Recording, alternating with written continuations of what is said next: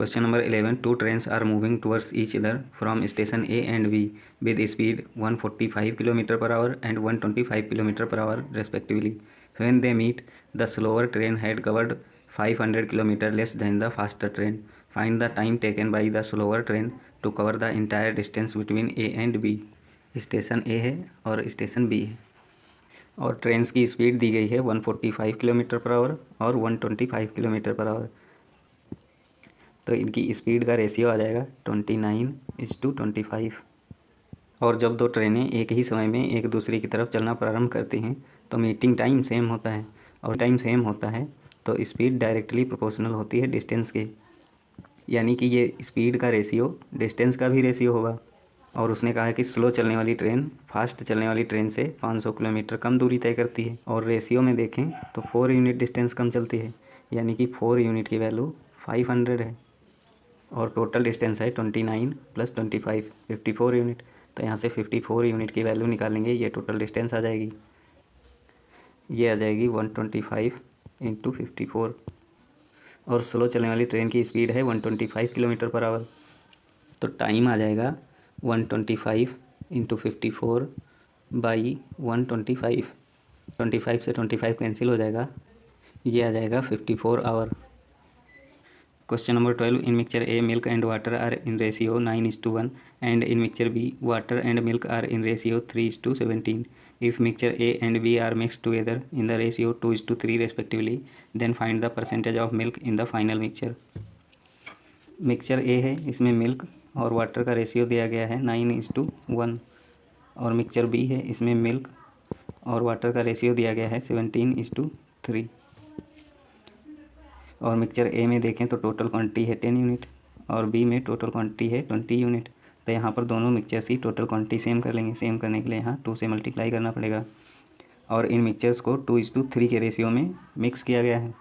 तो यहाँ 2 से मल्टीप्लाई कर देंगे और यहाँ 3 से मल्टीप्लाई कर देंगे, यानी कि मिक्सचर ए में मिल्क की क्वांटिटी आ जाएगी 36 यूनिट और वाटर की क्वांटिटी आ जाएगी 4 यूनिट और मिक्सचर बी में मिल्क की क्वांटिटी आ जाएगी 51 यूनिट और वाटर की क्वांटिटी आ जाएगी 9 यूनिट।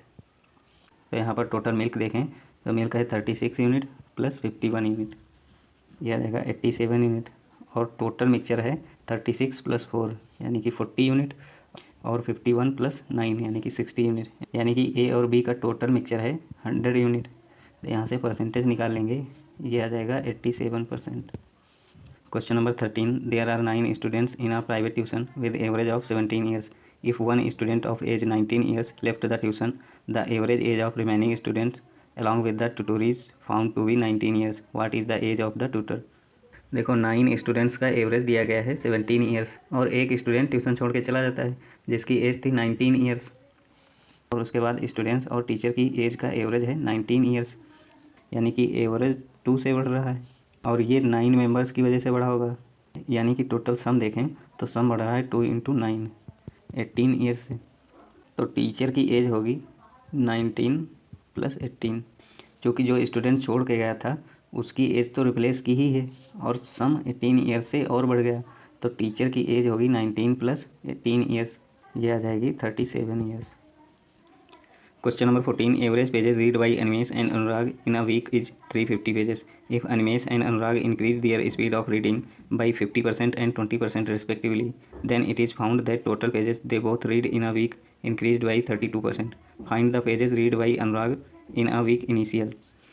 अनिमेश ने अपनी स्पीड 50% इंक्रीज़ की है और अनुराग ने अपनी स्पीड 20% इंक्रीज़ की है और टोटल इंक्रीमेंट हुआ है 32% का। तो यहाँ पे एलिगेशन लगा देंगे, ये आ जाएगा 12 और ये आ जाएगा 18, यानी कि अनिमेश और अनुराग की इफिशिएंसी का रेशियो आ जाएगा 2:3 और ये एवरेज में 350 पेजेस रीड कर रहे थे तो टोटल पेजेस होंगे 700 और इनकी कंबाइन इफिशिएंसी है 2 + 3 5 यूनिट, यानी कि ये 5 यूनिट की इफिशिएंसी से रीड कर रहे थे। तो यहाँ से 3 यूनिट की वैल्यू निकालेंगे, ये अनुराग के द्वारा रीड किए पेजेस की संख्या आ जाएगी, ये आ जाएगी 420 pages. Question number 15. 14 men working 3 hours a day can complete a piece of work in 13 days. How many more men are required to complete the same work working 2 hours a day in 7 days? 14 men 3 hour per day work करके 13 days में complete कर लेते हैं। मान लेते हैं x man और add कर दिए गए इसमें, और तब ये 2 आवर पर डे वर्क करके 7 डेज में कंप्लीट कर लेते हैं। तो यहाँ 14 से 14 कैंसिल हो जाएगा, ये आ जाएगा 39 equals to X plus 14। X की वैल्यू आ जाएगी 25। Question number 16, wages of 23 man is 1150 rupees working 1 hour a day. The hourly wages of women is 1/4 of that of man. Find the wages to be paid to 40 women in 2 days working 2 hour a day. देखो 23 man की total wages हैं 1150, तो 1 man का veg आ जाएगा 1150 बटे 23, ये आ जाएगा 50। और 1 वुमेन का वेज मैन के वेज का 1/4 है, तो 40 वुमेन्स का 2 आवर्स पर डे वर्क करके 2 डेज़ का टोटल वेज बनेगा 50/4। इसको सॉल्व करेंगे, ये बनेगा 2000 रुपये। Question number 17, compound interest for 3 years at a rate of 10% on certain sum is 13,240 rupees. Find the simple interest incurred on that sum of money at 18% rate in 3 years। देखो 3 years के लिए 10% compound interest होता है 21%, और ये दिया गया है 13,240 रुपये। और 3 years के लिए 18% पे सिंपल इंटरेस्ट बनेगा 54%। तो यहाँ से 54% की वैल्यू निकालेंगे, ये सिंपल इंटरेस्ट आ जाएगा, ये आ जाएगा 21,600 रुपये। Question number 18, A and B started a business at the end of 1 year they got profit in the ratio of 4:7 respectively. If A invested 5,400 rupees less than B, then find the amount invested by B. A और B के profit shares का ratio दिया गया है 4:7, और दोनों ने same time के लिए इन्वेस्ट किया है, तो ये रेशियो इन्वेस्टमेंट का भी रेशियो होगा। तो यहाँ से देखें तो ए ने बी से 3 यूनिट इन्वेस्टमेंट कम किया है, और वो कह रहा है कि 5,400 रुपये कम किए हैं, यानी कि 3 यूनिट की वैल्यू 5,400 रुपये है। तो यहाँ से 7 यूनिट की वैल्यू निकालेंगे, ये बी का इन्वेस्टमेंट आ जाएगा, ये आ जाएगा 12,600 रुपये। Question number 19, train P is moving with the speed of 54 kilometre per hour crosses a man in 45 seconds. Train Q is moving with double the speed of train P and having 100 metre more length than P. Find the time taken by train Q to cross a platform of 1/5 its length. Train P की speed दी गई है 54 kilometre per our, तो इसकी speed metre per second में निकालेंगे, ये आ जाएगी 54 × 5/18, ये आ जाएगी 15 मीटर पर सेकेंड। और इसने एक आदमी को 45 सेकंड में क्रॉस किया है, यानी कि ट्रेन पी की लेंथ आ जाएगी 45 × 15, ये आ जाएगी 675 मीटर। और ट्रेन क्यू की स्पीड पी की स्पीड से डबल है, यानी कि इसकी स्पीड 30 मीटर पर सेकंड होगी, और इसकी लेंथ 100 मीटर ज़्यादा है ट्रेन पी की लेंथ से, तो ट्रेन क्यू की लेंथ आ जाएगी 775 मीटर। और प्लेटफॉर्म की लेंथ ट्रेन क्यू की लेंथ का 1/5 है, यानी कि प्लेटफॉर्म की लेंथ आ जाएगी 775/5, ये आ जाएगी 155 मीटर। और ट्रेन क्यू ने अपनी लेंथ प्लस प्लेटफॉर्म की लेंथ 30 मीटर पर सेकेंड की स्पीड से कितनी देर में कवर की है, ये हम निकाल लेंगे, ये आ जाएगा 31 seconds. Question number 20, a train of length 500 metre crosses a platform of length 200 metre in 20 seconds with certain speed y metre per second. If it crosses a bridge a certain length with speed y plus 5 metre per second in 23 seconds, then find the length of the bridge. Train की length है 500 metre और platform की length है 200 metre, यानी कि 700 metre की distance उसने 20 second में कवर की है। ये ट्रेन की स्पीड आ जाएगी, ये आ जाएगी 35 मीटर पर सेकेंड। और अब इस ट्रेन ने अपनी लेंथ प्लस ब्रिज की लेंथ y + 5 की स्पीड से, यानी कि 40 मीटर पर सेकेंड से 23 सेकेंड में कवर की है। तो यहाँ से ब्रिज की लेंथ आ जाएगी 920 - 500, ये आ जाएगी 420 metre.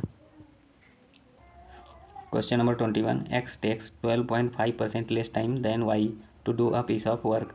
While working together, they can complete 45% of total work in 6 days. Find the time taken by x and y to complete the same work, working alternately starting by x and then y. 12.5% की fraction value होती है 1/8, यानी कि y को अगर 8 days लगते हैं तो x को 7 डेज लगेंगे। ये इनके टाइम का रेशियो आ गया, तो एफिशिएंसी का रेशियो आ जाएगा 8:7। और ये दोनों मिलकर 45% वर्क 6 डेज में कंप्लीट करते हैं। तो 100% वर्क कितने डेज में कंप्लीट करेंगे ये हम निकालेंगे। ये आ जाएगा 6/45 इंटू 100, ये आ जाएगा 40/3 और दोनों की कंबाइन एफिशिएंसी है 15 यूनिट। तो टोटल वर्क आ जाएगा 40/3 इंटू 15। अब ये वर्क एक्स और वाई अल्टरनेट डेज पे वर्क करके कंप्लीट करेंगे। एक्स एक दिन में 7 यूनिट वर्क करता है और वाई एक दिन में 8 यूनिट वर्क करता है, यानी कि 2 डेज में ये 15 यूनिट वर्क कंप्लीट करते हैं और वर्क करना है 200 यूनिट, इसलिए इसको 13 से मल्टीप्लाई कर देंगे। तो यहाँ भी 13 से मल्टीप्लाई कर देंगे, यानी कि ये 26 डेज में 195 यूनिट वर्क कंप्लीट करेंगे और बचा हुआ 5 यूनिट वर्क एक्स कंप्लीट करेगा। एक्स की एफिशिएंसी है 8 यूनिट पर डे, यानी कि ये बचा हुआ 5 यूनिट वर्क एक्स 5/8 डेज में कंप्लीट करेगा। तो टोटल डेज आ जाएंगे 26 + 5/8, ये आ जाएंगे 26 सही 5/8 days. Question number 22, Arun markup a sofa set by 40% above the cost price and sold it at 14.28% discount to make a profit of 3,000 rupees. If he would have allowed a discount of 10%, then find his new profit percent. देखो 14% की fraction value होती है 2/5, यानी कि cost price 5 unit थी और उसने mark price 7 unit कर दी। मान लेते हैं ये 50 है और ये 70 है और इस मार्क प्राइस पे उसने 14.28% डिस्काउंट दिया। इसकी फ्रैक्शन वैल्यू होती है 1/7, यानी कि 7 की चीज़ 6 में सेल कर दी और यहाँ पे मार्क प्राइस है 70 यूनिट, तो यहाँ 10 से मल्टीप्लाई कर देंगे, यानी कि सेलिंग प्राइस आ जाएगी 60 यूनिट। अब वो कह रहा है कि यदि डिस्काउंट 10% दिया जाए तो उसको कितने % प्रॉफिट होगा, और 70 का 10% होगा 7 यूनिट, यानी कि अब वो 63 यूनिट में सेल करेगा। तो यहाँ से प्रॉफिट देखें तो प्रॉफिट हुआ है 13 यूनिट, तो प्रॉफिट परसेंट आ जाएगा 13/50 इंटू 100, ये आ जाएगा 26%। Question number 23, the ratio of investment of A and B in a business is 3:7 respectively. C's investment is 28.56% more than that of B. If A, B and C invested for 4 months, 3 months and 6 months respectively, and the difference between profit share of B and C is 6,270 rupees. Find the profit share of A. A और B के investment का ratio दिया गया है 3:7 और C का investment 28.56% ज़्यादा है B के इन्वेस्टमेंट से। इसकी फ्रैक्शन वैल्यू होती है 2/7, यानी कि B का इन्वेस्टमेंट अगर 7 यूनिट है तो C का इन्वेस्टमेंट 9 यूनिट होगा। ये इनके इन्वेस्टमेंट का रेशियो आ गया। और ए ने 4 मंथ के लिए इन्वेस्ट किया है, बी ने 3 मंथ के लिए इन्वेस्ट किया है और सी ने 6 मंथ के लिए इन्वेस्ट किया है। तो इनके प्रॉफिट शेयर्स का रेशियो आ जाएगा 4:7:18। और यहाँ पे बी और सी के प्रॉफिट शेयर्स का डिफरेंस है 11 यूनिट और उसने डिफरेंस दिया है 6,270, यानी कि 11 यूनिट की वैल्यू 6,270 रुपये है। तो यहाँ से 4 यूनिट की वैल्यू निकालेंगे, ये ए का शेयर आ जाएगा, ये आ जाएगा 2,280 रुपये। Question number 24, Manas invested his entire savings of amount Y rupees in 2 schemes P and Q in the ratio 5:4 respectively for 2 years. Scheme P offers 15% simple interest per year and scheme Q offers 10% compound interest compounded annually. What is the value of Y if difference between both interest is 3,300 rupees? Scheme P और scheme Q में invest किए गए amount का ratio दिया गया है 5:4। मान लेते हैं ये 500 है और ये 400 है और 2 ईयर के लिए 15% सिंपल इंटरेस्ट होता है 30% और 2 ईयर के लिए 10% कंपाउंड इंटरेस्ट होता है 21%। तो स्कीम P में इंटरेस्ट आ जाएगा 150 यूनिट और स्कीम Q में इंटरेस्ट आ जाएगा 84 यूनिट। तो यहाँ से इनका डिफरेंस देखें तो डिफरेंस है 66 यूनिट और उसने डिफरेंस दिया है 3,300 रुपये, यानी कि 66 यूनिट की वैल्यू 3,300 रुपये है। तो यहाँ से 1 यूनिट की वैल्यू निकालेंगे, ये आ जाएगी 50 और टोटल अमाउंट इन्वेस्ट किया गया है 900 unit.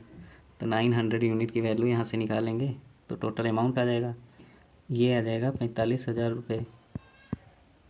Question number 25, the population of a city has man, women and children in the ratio 5:3:2 respectively in year 2020.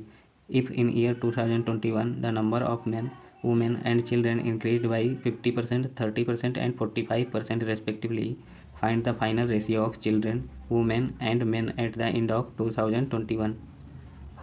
2020 में मैन, वुमेन और चिल्ड्रेंस का रेशियो दिया गया है 5:3:2। मान लेते हैं ये 50 यूनिट है, ये 30 यूनिट है और ये 20 यूनिट है। और 2021 में मैन इंक्रीज हुए हैं 50% और वुमेन इंक्रीज हुई हैं 30% और चिल्ड्रन इंक्रीज हुए हैं 45%। यानी कि 2021 में मैन हो जाएंगे 75 यूनिट और वुमेन हो जाएंगी 39 यूनिट और चिल्ड्रन हो जाएंगे 29 यूनिट। और उसने रेशियो पूछा है चिल्ड्रन, वुमेन और मैन का, तो ये रेशियो आ जाएगा 29:39:75।